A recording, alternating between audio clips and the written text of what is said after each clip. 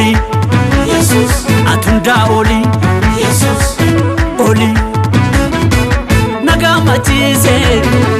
kanketa uko namagamachisa kanketa laftinda barti kali kendarbu arasi arge borusinabu anodo sinjalati kana jalate abako kariyo jademiti bayuma ture badenko turan turiniku turiti turi dabala kalatomi umako nabaste dukana jala nabaste jibbota gisus nakeche jalala gisus Jesus abba jalala infedu anisinala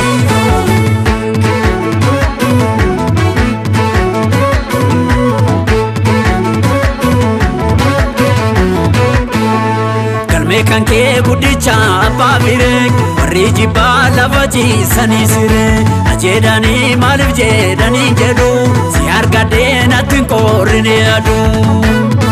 ifanarge yesusi ifanarge karake ifanarge alleluya alleluya amen amen alleluya alleluya amen amen alleluya alleluya amen amen alleluya alleluya amen amen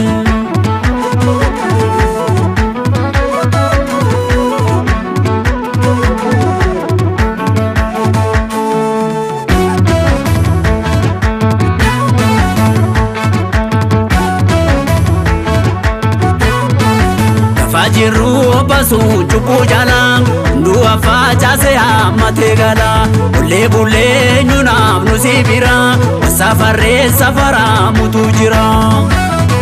ifanarge yesusi ifanarge karake ifanarge Amanuel Amanuel Amanuel Amanuel Amanuel Amanuel Amanuel Amanuel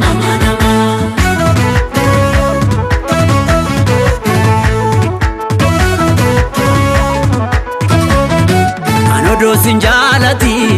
kana jalate abako kariyo jademiti bayuma ture badinko turan turiniku turiti turi dabala kalatomi umako nabaste dukana jala Lenja yuda yesus jalan injiru sirra lafuma kana tafti tolfamtu lafa kanarra Timotota Jesus, gachana koe gere mudan kamne kanturisina mere Wantundu sumantae injiru wanti sinala jibba of keessan qabu manni kee keessi jaalala Timotota Jesus, gachana koe gere mudan kamne kanturisina mere Nakaste jibbota giddus nakeche jaalala giddus Jesus abba jaalala